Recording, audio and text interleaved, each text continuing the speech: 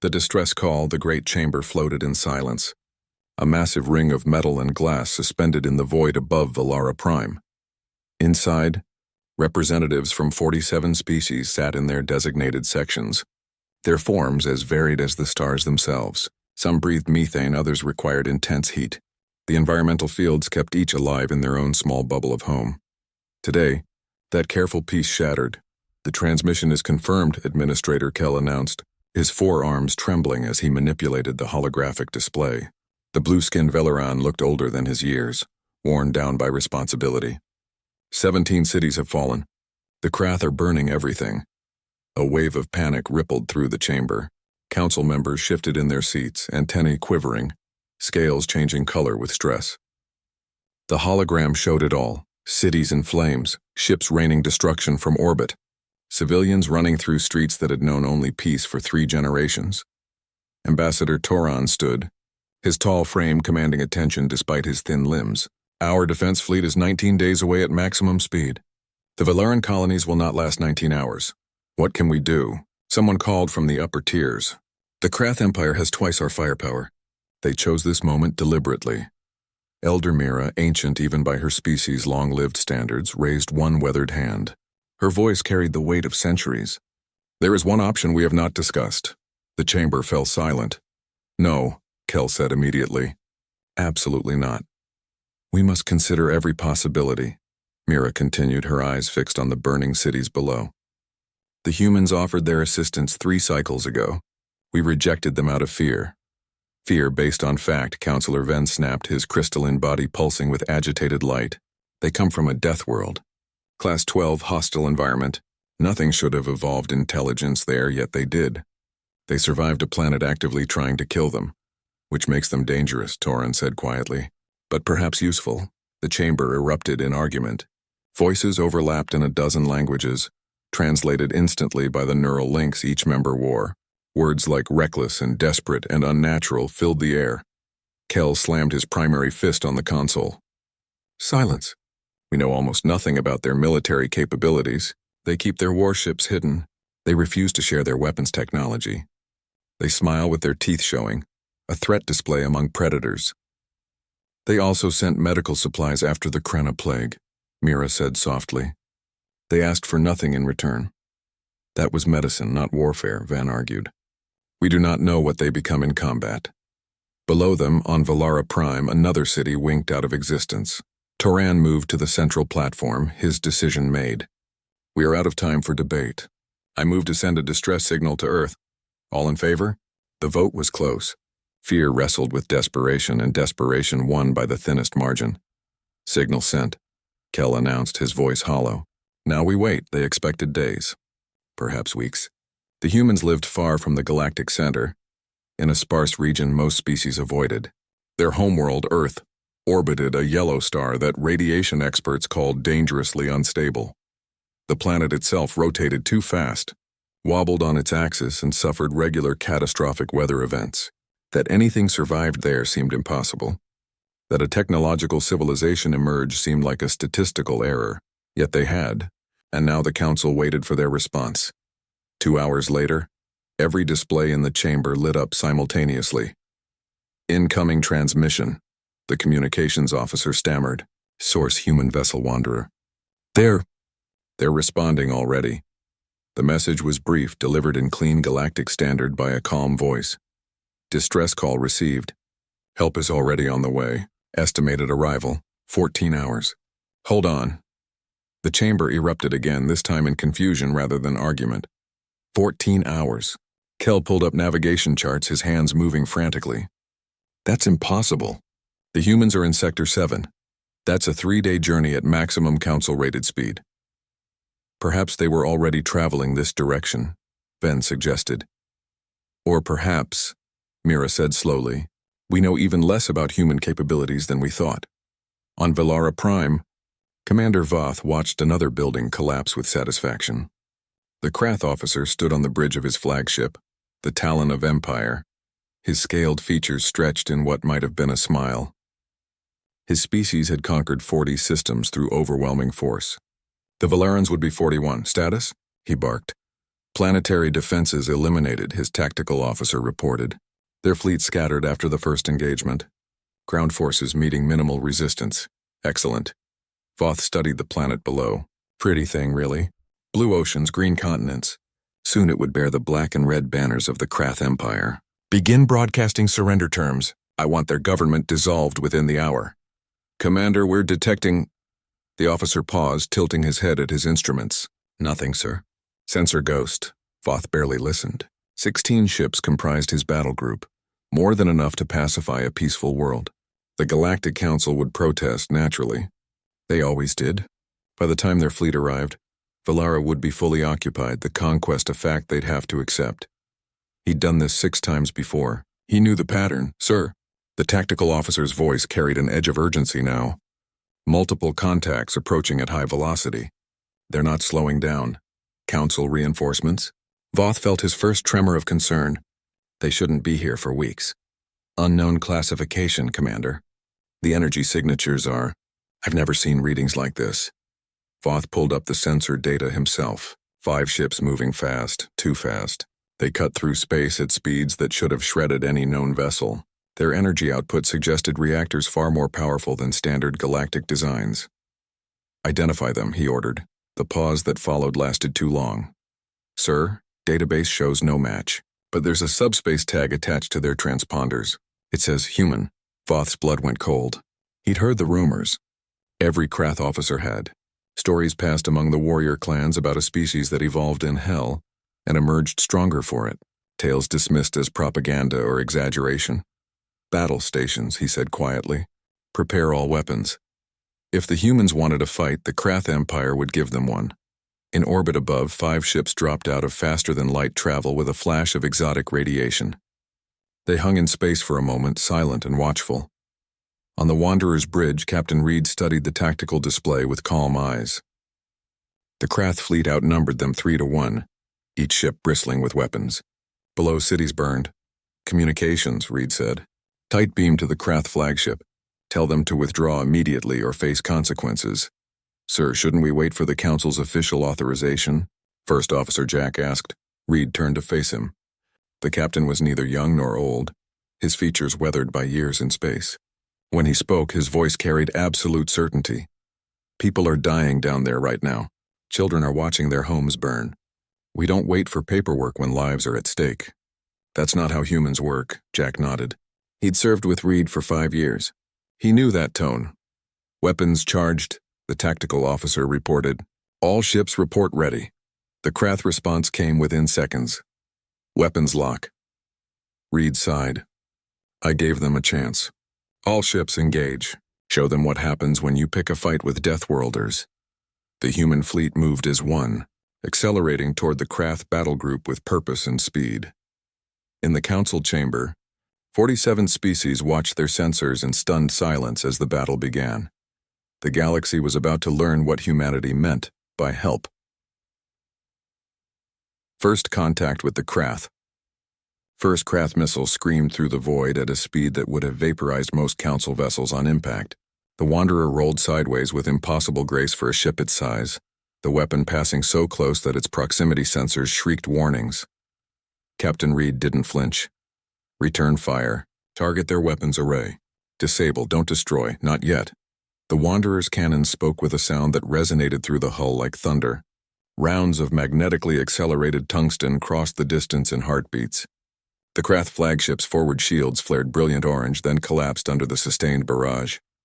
Direct hit, Tactical Officer Barnes reported, her fingers dancing across her console.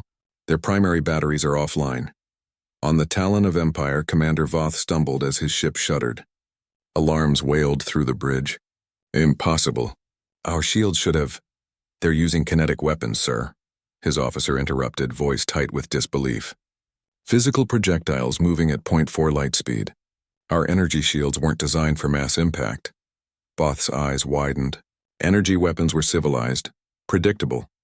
Every species in the galaxy used them because they were efficient and clean. But kinetics? That was primitive, barbaric, and devastatingly effective. All ships concentrate fire on the lead human vessel, Voth commanded. Overwhelm them with numbers. 16 Krath warships turned as one, their combined firepower enough to glass a continent. Energy beams lanced out, a killing web of destruction that should have reduced the Wanderer to molten scrap. The human ship dove straight into it. "Evasive pattern Delta," Reed ordered calmly, gripping his command chair as the ship twisted through 3 dimensions. "Davis, I need those engines singing." In engineering, Chief Davis laughed as she pushed the reactor past recommended limits. "She's purring like a cat, Captain. These council specs are adorable. Our engines can handle triple this output." The Wanderer wove through the energy barrage like a dancer, impossibly agile. What few shots connected splashed against armor plating that glowed white-hot but held. The ship had been built in Earth's orbital yards, designed by engineers who'd learned their craft launching vessels through a debris-filled orbital space, into a radiation-soaked system. From a planet that tried to kill them daily, it was built to take damage. "Sir, the other ships are engaging," Barnes announced. Reed pulled up the tactical view. The human destroyer Defiant had already closed to point-blank range with 3 Krath cruisers, her smaller size allowing her to slip between their firing solutions. The heavy cruiser Resilience absorbed a withering barrage while her sister ship Relentless flanked from below. The frigate Swift danced on the edge of the battle, her sensors feeding targeting data to the entire fleet. They moved like a pack, like wolves. "Commander Voth," Reed's voice came over the open channel, calm and almost conversational. "Last chance. Withdraw now or we will remove you by force," Voth snarled, his translator converting the sound into something the humans could understand. "You think 5 ships can defeat the might of the Krath Empire?" "We are warriors." "We have conquered." "We don't care what you've conquered," Reed interrupted. "We care about the people you're hurting. You have 10 seconds to begin withdrawing. After that, we stop being polite." "Polite?" Voth looked at the damage reports flooding his screens. 2 of his ships had already lost primary power. A third was venting atmosphere. "You call this polite?" "Yes," Reed said simply. "We haven't killed anyone yet." The 10 seconds passed in silence. "All ships," Reed said softly. "Gloves off. Protect the planet." The human fleet changed. The shift was subtle but unmistakable, like watching a predator stop stalking and begin hunting. The Wanderer accelerated directly at the Krath flagship, her engines burning brighter than any council ship could sustain. Voth ordered evasive maneuvers, but his ship was too large, too slow. The human vessel came alongside at a distance that made his crew gasp. Less than 50 meters, close enough that their hull cameras showed individual viewports. "They're insane," Voth's navigator whispered. At that range, the Wanderer's point defense guns found their targets with surgical precision. They chewed through sensor arrays, communication dishes, and weapon mounts. Each shot was calculated, controlled. Not trying to destroy, but to cripple. "They're disabling us piece by piece," Voth realized with growing horror. "They want us alive." Across the battlefield, the Defiant demonstrated why humanity had named her well. Outnumbered and outgunned, the small destroyer refused to retreat. Her captain, a stern woman named Torres, pushed her ship through maneuvers that would have liquefied most species under the gravitational forces involved. Humans called it pulling G's. On Earth, where gravity was 0.8 times galactic standard, they'd evolved denser bones, more efficient cardiovascular systems, greater muscle mass. What killed other species merely made humans uncomfortable. Torres pushed her ship to 7 gravities. Her crew groaned, fought against tunnel vision, but stayed conscious. They'd trained in centrifuges, built up tolerance over years. The human body was stubborn. It adapted. The Krath crew on the ships pursuing her didn't have that advantage. At 4 gravities, 2 vessels broke off, their pilots unconscious. The third tried to match her turn and spun out of control, systems failing as the crew blacked out. 3 more disabled, Torres reported, her voice strained but steady. Continuing patrol pattern. On the Resilience, Captain Okoye watched a missile impact his forward armor. The explosion would have penetrated any Council warship. His vessel shuddered, plates buckled, but the hull held. Redundant systems kicked in automatically. "Damage report," he called.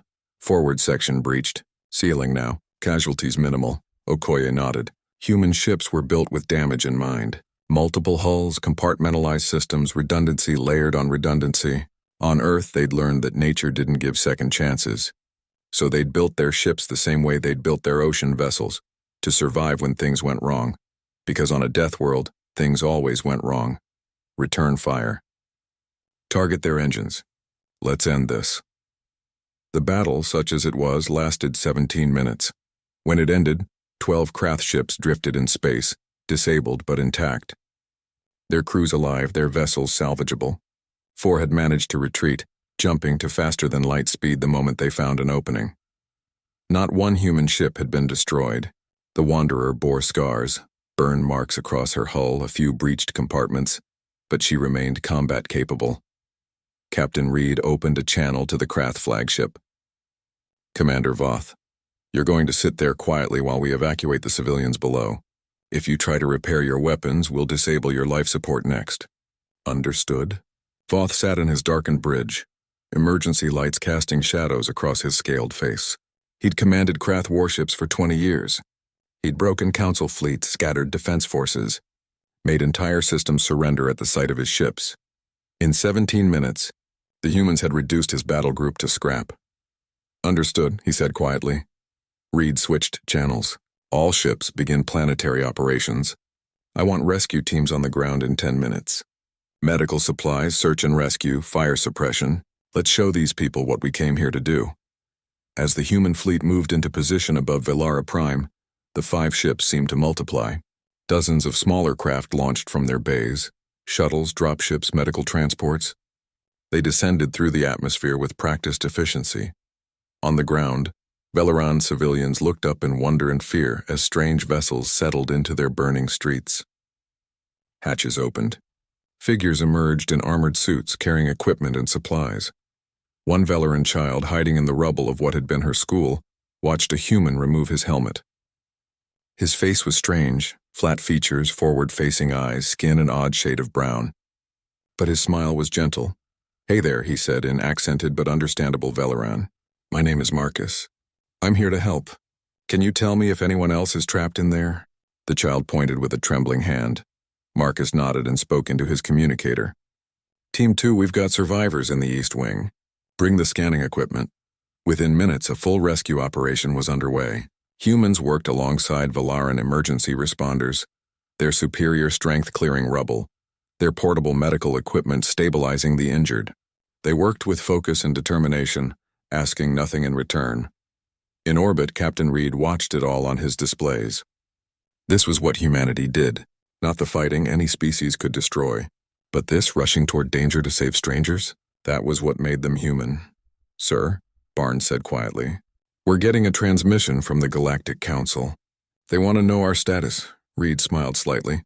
"Tell them the situation is under control. And tell them we'd like to have a conversation about membership when this is over. They're going to want to know how we got here so fast, how we fought like that." "Then we'll tell them the truth," Reed said. "We're from Earth. This is just what we do."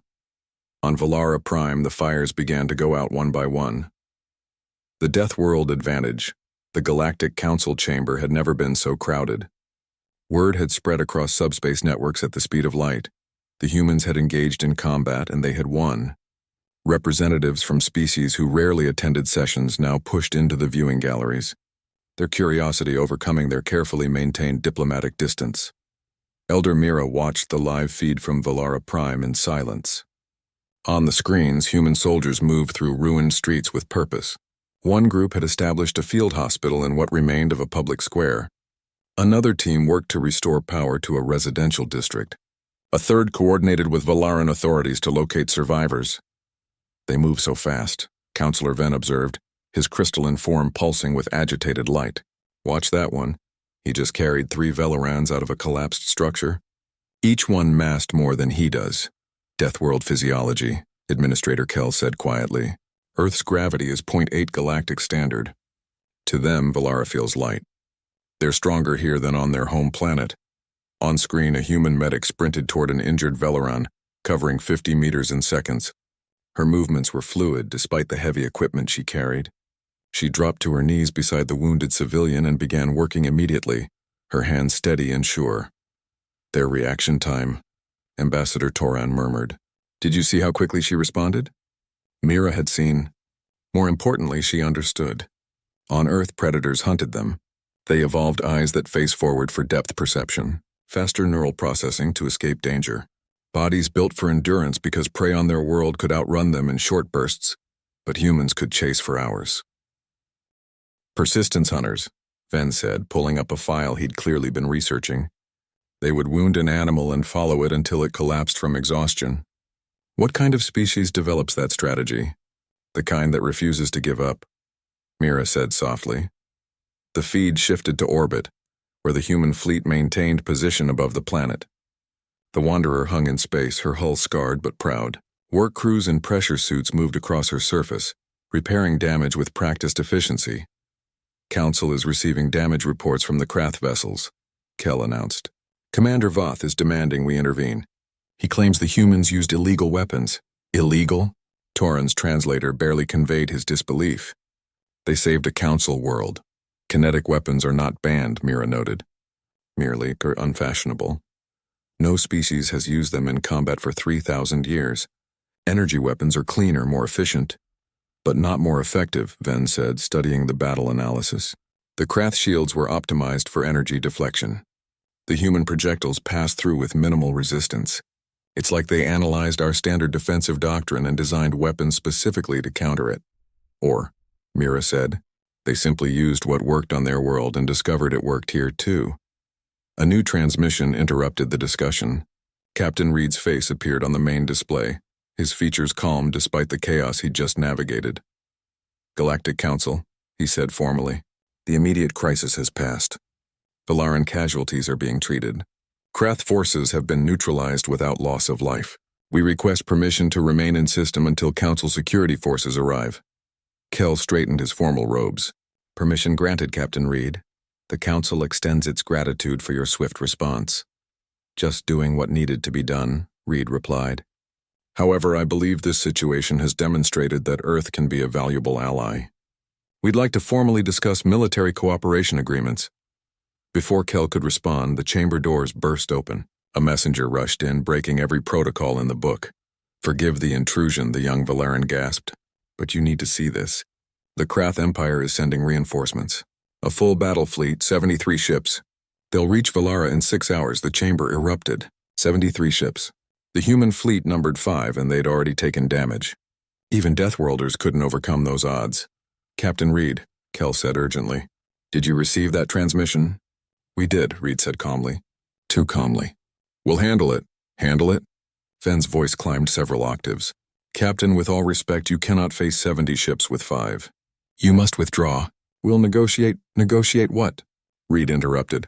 While you talk, the Krath will rain fire on Valara. We didn't come all this way to leave people unprotected. Then what do you propose? Mira asked. Reed's smile was small, almost sad. We propose to teach the Krath Empire why you don't threaten worlds under human protection. Wanderer out. The transmission ended. He's going to get them all killed. Ven whispered. Mira wasn't so sure. She'd been studying humans since their first contact with the Council. She'd read their history. A species that had survived ice ages, supervolcanoes, plagues that killed half their population. They'd fought wars that devastated their world, then rebuilt. They'd split the atom and reached for the stars. Humans didn't know how to quit. On the Wanderer's bridge, Captain Reed turned to his crew. 6 hours wasn't much time, but it would have to be enough. Status of repairs? Chief Davis's voice crackled over the intercom. Hull breaches sealed. Weapons at 90%. Engines at full capacity. She's ready to dance again, Captain. Good. Barnes, what's the status of the other ships? Defiant took minor damage, already repaired. Resilience and Relentless are combat ready. Swift never took a hit, Reed nodded. 5 ships against 73. The math was terrible. But math didn't account for human stubbornness. Jack sent a message to the fleet. All captains, private channel. Moments later, 4 faces appeared on Reed's display. Captain Torres of the Defiant, her jaw set with determination. Captain Okoye of the Resilience, calm as still water. Captain Kim of the Relentless, already running tactical scenarios. Commander Chen of the Swift, her analytical mind visible in her sharp eyes. Ladies and gentlemen, Reed said, you've all seen the numbers. I won't sugarcoat it. We're about to face the worst odds any of us have encountered. If anyone wants to withdraw, now's the time. No shame, no judgment, no one moved. Torres spoke first.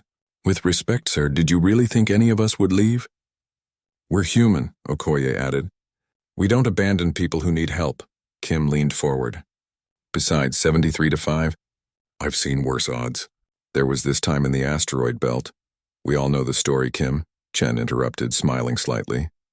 The point is we're staying. Reed felt something settle in his chest. Pride, maybe. Or just recognition. These were his people. Cut from the same stubborn cloth that had dragged humanity out of caves and into the stars. All right then. Let's talk strategy. We can't win a straight fight, so we won't fight fair.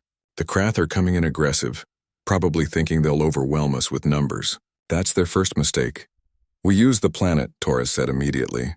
Valara's gravity, well, the orbital debris. Make them come to us on our terms. The Krath favor tight formations, Chen added, her fingers flying across her tactical display. Overlapping fields of fire, mutual support. Standard Imperial doctrine. Which means if we break their formation, they'll struggle to adapt. Okoye finished. Reed pulled up a three-dimensional map of Valara's orbital space. Here's what we're going to do. Swift, you're our eyes and ears. I want you on the far side of the planet, feeding us sensor data. The Krath won't see you coming, Chen nodded. Defiant, you're our agility. I need you running interference, breaking up their attack vectors. Keep them confused, Torres grinned. My specialty. Resilience and relentless, you're our anvil. I want you positioned here and here. Reed marked 2 points in orbit. They'll try to focus fire, let them. You can take it. And the Wanderer? Kim asked. We're the hammer. We're going to hit them where it hurts and keep hitting until they break. The captain studied the tactical plan. It was aggressive, risky, relying on speed and precision over raw firepower. It was the kind of plan that would get most species killed. But they weren't most species. 6 hours, Reed said. Get your crews fed and rested. Check every system twice. And make sure the Valarans below know we're not going anywhere. The captain signed off one by one. Jack turned to Reed, his expression troubled. Sir, even with the best tactics, the numbers are against us. If this goes wrong, then we'll have died doing what humans do best, Reed said quietly. Protecting those who can't protect themselves. Our ancestors stood against mammoths with nothing but sharpened sticks. They sailed wooden ships into unknown oceans. They strapped themselves to rockets and punched through to space. He looked out at the stars, at the planet below where frightened civilians were finally beginning to hope. We're from Earth, Jack. Fear doesn't stop us. It never has. The tide turns, the Krath reinforcement fleet emerged from faster-than-light travel like a swarm of angry insects. 73 warships, each one a testament to Imperial military might, arranged themselves in a battle formation that had crushed resistance across a dozen sectors. Fleet Commander Rax stood on the bridge of the dreadnought Devastator, his scaled hands clasped behind his back. He was older than Voth, more experienced, and far less forgiving of failure. Status of Commander Voth's battle group? He demanded. Disabled, sir. All ships powerless and adrift. No casualties reported among the crews, but the vessels are combat ineffective. Rax's eyes narrowed. No casualties? The humans left them alive? Yes, sir. A mistake. Mercy was weakness. Rax would not make the same error. Scan for the human vessels. 5 contacts, sir. Positioned in orbit around Valara. They appear to be waiting for us. Rax studied the tactical display. 5 ships, 5 against his 73. The humans either had a death wish or they were more arrogant than any species he'd encountered. They're bluffing, he decided, trying to buy time for Council reinforcements. All ships, standard assault formation. We'll crush them in one pass, then resume planetary operations. The Krath fleet moved forward like a massive blade, ships arranged in overlapping layers. It was beautiful, efficient, unstoppable. Or so Rax thought. On the Wanderer, Captain Reed watched the Krath fleet approach with the patience of a hunter. Beside him, Barnes counted down the distance. 300,000 kilometers, 250, 200. Hold, Reed said softly. The Krath fleet filled the display now. So many ships they blotted out the stars behind them. Weapon systems charged, glowing with lethal intent. 150, entering maximum weapons range. Hold! Jack's knuckles were white on his console. Every instinct screamed to act, to move, to do something. But Reed just watched, calm as a stone. 100,000 kilometers. Sir, they're locking weapons. Now, Reed said. Chen, light them up. On the far side of Valara, invisible to the Krath fleet, the Swift activated every sensor and targeting system she possessed. Powerful radar pulses washed over the enemy formation, painting each ship in perfect detail. Simultaneously, she began broadcasting on every Krath military frequency. Emergency signals, damage reports, contradictory orders, all carefully designed to create confusion. What is that? Rax snarled as his communications officer struggled to filter the noise. Jamming? Block it! Sir, it's not just jamming. They're spoofing our command protocols. Half our ships are receiving false orders from... The sentence ended as the Defiant struck. Captain Torres had positioned her destroyer in the shadow of Valara's largest moon, using the rock to mask her energy signature. Now she burst from cover at full acceleration, her ship screaming across space faster than Krath sensors could track. She didn't target the main fleet. Instead, she hit their flanks, her weapons chewing through the sensor arrays and communication relays of 6 ships in a single devastating pass. Then she was gone, vanishing back into the orbital debris field before return fire could find her. Report, Rax roared. 6 ships reporting system failures. Communication disrupted. There, the Resilience and Relentless opened fire. The 2 heavy cruisers had positioned themselves in Valara's upper atmosphere, using the planet's magnetic field to mask their power signatures. Now they rose like leviathans from the deep, their weapons already tracking targets. They didn't try to destroy the Krath ships. Instead, they focused on engines and navigation systems, crippling rather than killing. It was a deliberate choice. Dead enemies created martyrs. Disabled enemies created doubt. All ships break formation and engage, Rax commanded. Find those vessels and destroy them. The Krath fleet scattered, breaking their perfect formation to hunt 5 human ships. It was exactly what Reed had wanted. Now we run, he said. Davis, give me everything the engines have. The Wanderer dove toward Valara, burning hard. 20 Krath ships pursued, their commanders eager to claim the kill. Reed led them on a chase through orbital space, weaving between satellites and debris, forcing them to follow in a long, strung-out line. Then he reversed course. The Wanderer spun on her axis, a maneuver that should have been impossible for a ship her size. Her momentum carried her backward even as her nose came about, weapons now facing the pursuing fleet. Reed smiled. Fire everything. The Wanderer's cannon spoke with thunder. At point-blank range, there was no time to dodge. Kinetic rounds tore through shields and armor.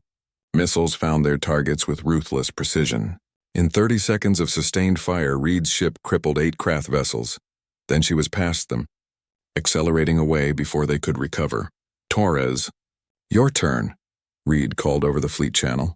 The Defiant appeared again, this time hitting the Krath formation from above. She moved like a boxer, striking and retreating, never staying in one place long enough for the enemy to draw a bead on her. Every pass left more disabled ships in her wake. Rax watched his fleet falling apart and felt something he hadn't experienced in 20 years of military service. Fear. The humans weren't fighting like any species he'd encountered. They didn't hold positions. They didn't engage in sustained duels. They hit and ran, adapted and improvised, turned his own numbers against him by forcing his ships into positions where they blocked each other's firing solutions. They're fighting like prey animals, his tactical officer said in disbelief, like something being hunted. No, Rax said slowly, understanding dawning.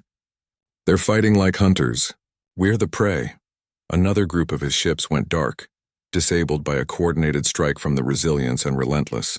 The 2 heavy cruisers had absorbed punishment that would have destroyed any other vessels, their armor glowing red-hot in places, but they kept fighting with the stubborn refusal to die that characterized everything human. Fleet Commander, his communications officer said urgently. We're receiving reports from across the formation. Crews are requesting permission to withdraw. They say the humans are... The officer paused, struggling with the translation. They say the humans are relentless, that they don't fight like they can be beaten. Rax looked at his tactical display. He'd started with 73 ships.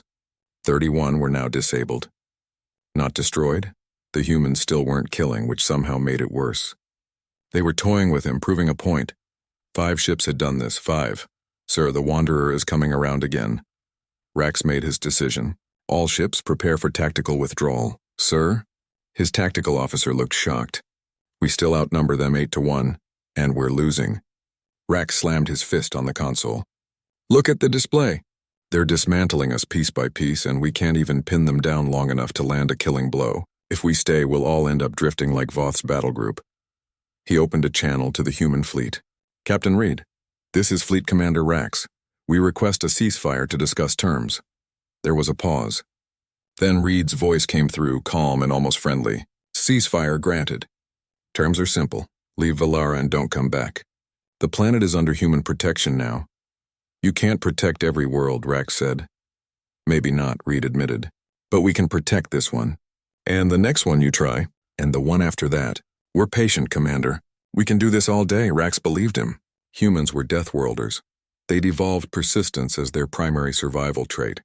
They would never stop, never quit, never accept defeat. We will withdraw, Rax said heavily. But the Krath Empire will remember this. Good, Reed said. Make sure they remember to leave peaceful worlds alone. The Krath fleet began its retreat, damaged ships limping toward the jump point with whatever propulsion they had left. The withdrawal was orderly but defeated, the proud Imperial formation reduced to a scattered mess. On the Wanderer's bridge, Jack let out a breath he'd been holding for what felt like hours. We did it. 5 ships against 73, and we won. We survived, Reed corrected gently. And we protected the people who needed protecting. That's the only victory that matters. Barnes pulled up damage reports. Sir, we took heavy hits. Resilience has hull breaches on 3 decks. Relentless lost her port weapons array. Defiant is running on backup power. But we're all still here, Reed said. Get repair crews working. And someone get me a line to the Galactic Council. I think we've earned that conversation about membership. Below them on Valara Prime, civilians emerged from shelters to see the human fleet still in orbit, battered but unbroken. Word spread quickly. The humans had faced impossible odds and won. They'd stood between Valara and destruction without hesitation. In the ruins of the capital city, the Valaran child who'd met Marcus watched the lights of human ships moving across the night sky. She didn't understand military tactics or strategic doctrine. She just knew that when monsters came, the humans had been there. Thank you, she whispered to the stars. Above, Captain Reed heard none of it, but he would have smiled if he had. This was what humans did. Aftermath, the Galactic Council chamber had never hosted so many observers. Representatives from 147 species crowded into every available space, filling the galleries and overflow sections. They had come to see the humans in person, these creatures from a death world who had achieved what should have been impossible. Captain Reed stood at the center of the chamber, his uniform showing the wear of recent combat, but pressed as neatly as circumstances allowed. Behind him, projected on the massive displays, images of Valara Prime rotated slowly. Cities being rebuilt, refugees returning to their homes, Krath prisoners being treated with dignity before their repatriation. Elder Mira spoke first, her ancient voice carrying clearly through the translation systems. Captain Reed, in 3 days you and your fleet have accomplished what would have taken Council forces weeks. You defeated 2 Krath battle groups with minimal casualties on all sides. You rescued thousands of civilians. And you did all of this without waiting for authorization or requesting compensation. Reed inclined his head respectfully. With respect, Elder Mira, we did what any decent species would do. People needed help. We were nearby. The choice was simple. Simple, Counselor Venn echoed, his crystalline form pulsing with what might have been amusement. You faced 100 ships with 5 and call it simple. The math was inconvenient, Reed admitted with a slight smile. But surrender was never an option. On Earth, we have a saying, the only easy day was yesterday. Challenges don't excuse inaction. Administrator Kell adjusted his robes, his forearms moving in a gesture of formal respect. Your actions have raised many questions, Captain. Your ships move faster than our best vessels. Your weapons bypass our standard defenses. Your crews endure conditions that would kill most species. The Council must ask, what else have you been hiding? The chamber fell silent. This was the moment everyone had been waiting for. What were the humans truly capable of? Reed met Kell's eyes steadily. We haven't been hiding anything. We've been trying to join the galactic community on equal terms, but every time we applied for military partnership, we were rejected. Called too aggressive, too violent, too dangerous. You are dangerous, Ambassador Torrin said quietly. Your performance proved that beyond doubt. Dangerous to threats, Reed corrected.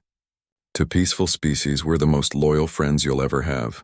Humans form bonds, Ambassador. We pack bond. It's how we survived on Earth. by working together, protecting our tribe, standing against threats as a group. Now our tribe includes anyone who needs our help. Mira leaned forward, her ancient eyes studying Reed carefully. Tell us about Earth, Captain. Help us understand what made you.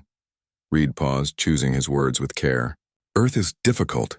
Our gravity is high by galactic standards. Our atmosphere is corrosive. Oxygen is a poison to many species, but we breathe it freely. Our sun bombards us with radiation. Our planet wobbles, creating extreme seasons. We have storms that could tear apart any structure in this chamber. Earthquakes, volcanoes, tsunamis. He gestured to the displays, which now showed images of Earth, blue oceans, green continents, white clouds swirling in violent patterns. Everything on our world evolved to survive in those conditions. Our trees grow thick bark to resist fire. Our ocean creatures dive to crushing depths. Our land animals run for days without stopping. And our predators? Reed smiled without humor. We have cats that hunt in coordinated packs. Birds that strike from the sky at speeds that would shatter their bones if they weren't built to absorb the impact. Insects that work as collectives numbering in the millions. And humans? Mira prompted. We adapted, Reed said simply. We couldn't outrun the predators, so we learned to outlast them. We couldn't outfight the megafauna, so we learned to outsmart them. We built tools, formed communities, developed agriculture and technology. Every step was a fight against a world trying to kill us. He paused, letting the words sink in. When we reached space, we didn't leave that mentality behind. Every spacecraft we build is designed to survive catastrophic failure because we assume things will go wrong. Every crew member trains for emergencies because we know disasters happen. We don't hope for the best. We prepare for the worst and then handle whatever comes. That explains your military capability, Kel said, but not your motivation. Why risk your ships and crews for a species you'd never met? Reed looked surprised by the question. Because they needed help. Is there supposed to be another reason? The simplicity of the answer seemed to shock the chamber into silence. On Earth, Reed continued, we tell stories about heroes. People who stood up to protect others even when it cost them everything. Firefighters who run into burning buildings. Soldiers who throw themselves on grenades to save their comrades. Parents who starve so their children can eat. We honor these people because they represent the best of what humanity can be. He gestured to the images of Valara. When we heard that distress call, every human who heard it felt the same instinct. Help them. Not because we expected reward or recognition, because leaving people to suffer when we could prevent it? That's not who we are. That's not who we ever want to be. Torres stepped forward from where she'd been standing with the other captains. If I may add something, sir? Reed nodded. My grandmother survived the coastal fires of 2098, Torres said, addressing the council. Half her city burned. She was trapped in a building with 20 other people, and they thought they were going to die. Then firefighters came. Regular people who'd put on protective gear and walked into hell to save strangers. Her voice carried emotion, carefully controlled. My grandmother asked one of them later why he did it. He said, because you needed help and I could give it. That's the human way. We don't calculate the cost before we act. We see someone in trouble and we help. Captain Okoye spoke next, his deep voice resonant. The council keeps calling us dangerous. You're right, we are. But consider who we're dangerous to. The Krath attacked a peaceful world. We stopped them. Where's the danger in that? The danger, Ben said carefully, is in what happens when humanity decides someone deserves to be stopped. Your restraint with the Krath was admirable, but you clearly could have destroyed them. What happens when humans encounter a species they decide doesn't deserve mercy? Reed's expression hardened. That's a fair question. Here's my answer. Humans have a strong sense of justice, but we also understand proportional response. The Krath were attacking civilians. We stopped the attack and disabled their ability to continue it. We didn't destroy them because destruction wasn't necessary. He paused, making sure every representative heard his next words clearly. But if we encountered a species committing genocide, enslaving populations, conducting experiments on sentient beings, yes, we'd intervene. And yes, we'd use whatever force was necessary to stop it. We wouldn't apologize for that. That's vigilantism, Kel protested. The council has procedures, diplomatic channels, proper authorization requirements. While you follow procedures, people die, Reed interrupted, his voice sharp for the first time. We saw it happen with Valara. If we'd waited for authorization, how many civilians would be dead right now? How many cities would be ash? The chamber erupted in argument. Some species agreed with Reed's point. Others feared the implications of a powerful military force operating outside council oversight. The debate raged for several minutes before Mira raised her hand for silence. "Enough," the elder said. "This debate will continue for months, perhaps years. But we cannot deny the reality before us. Humanity has proven itself capable, willing, and effective. The question is not whether we trust them. Trust must be earned over time. The question is whether we can afford to refuse their partnership." She turned to Reed. "Captain, if Earth joins the Council as a military protector, what assurances can you offer that human forces will respect Council authority?" Reed considered carefully. "We'll operate under agreed-upon rules of engagement. We'll coordinate with Council forces. We'll submit to oversight and accountability. But we won't abandon our core principles. If we see people in immediate danger and we have the ability to help, we will act. We can discuss authorization and paperwork afterward." "That's not how the Council works," Kell said. "Then maybe the Council's system needs updating," Reed replied. "The galaxy is changing. The Krath won't be the last aggressive power you encounter. Piracy is increasing. Border conflicts are escalating. You need defenders who can respond quickly and effectively. You're asking us to accept that humans know better than the Council," Ven observed. "No," Reed said firmly. "We're asking you to accept that sometimes action is more important than consensus. We're not trying to replace the Council. We're offering to be your shield while you handle the diplomacy and governance you do so well." Mira smiled slightly. It was the first time Reed had seen the ancient elder show any real emotion. "You're a clever negotiator, Captain Reed. You frame human intervention as a service rather than a threat." "Because that's what it is," Reed said. "We don't want to rule the galaxy. We just want to make it safer. On Earth, we learned that civilization only survives when people are willing to defend it. We're offering that defense to any species that wants it." The Council members looked at each other, silent communication passing between them through channels Reed couldn't perceive. Finally, Mira spoke. "The Council will take a formal vote on human membership as a military protectorate species. This will take time. We must consult our home governments, review treaties, establish frameworks. But Captain Reed, I believe I speak for many when I say your actions at Valara have demonstrated that humanity deserves a place among us." She paused, her ancient eyes studying Reed with something that might have been hope. "We called for help and humanity answered. Perhaps that is the beginning of a partnership that will benefit us all." Reed bowed formally. "We look forward to working with the Council. And Elder Mira, thank you for giving us a chance." 3 days later, the human fleet prepared to depart Valara. Repairs were complete. The Krath prisoners had been transferred to Council custody. Valaran reconstruction was well underway, with human engineers and supplies left behind to assist. Captain Reed stood on the observation deck of the Wanderer, watching the planet rotate below. Jack joined him, carrying 2 cups of coffee, a human beverage that was slowly becoming popular among the crew members of other species who'd worked alongside them. "The Council voted," Jack said. "Provisional membership approved. Earth is officially a military partner." Reed accepted the coffee with a nod. "Provisional. They still don't entirely trust us. When can you blame them? We show up with ships they can't match and tactics they don't understand. We're everything they've been taught to fear." "Maybe," Reed said. "But fear based on misunderstanding can be corrected. We'll show them that humans can be trusted, one mission at a time." Below, a Valaran transport launched from the surface carrying a delegation to personally thank the human fleet. Reed watched it approach, thinking about the child Marcus had rescued, the families Torres had saved, the lives his crew had preserved. "You know what the hardest part will be?" Jack asked. "What's that?" "Living up to the reputation we just created. Every species in the galaxy now thinks humans are unstoppable heroes who win impossible battles." "Those are big expectations," Reed smiled. "Then we'll just have to keep being human. Help when we're needed, fight when we must. Never give up, even when the odds are against us." He raised his coffee cup in a mock toast. "To being from Earth, the universe's most stubborn species." Jack laughed and clinked his cup against Reed's. "To being from Earth." On the planet below, the Valaran child stood with her parents, watching the human ships prepare to leave. She held a handmade sign, its letters carefully painted in both Velaran and English. "Thank you, humans. We will remember."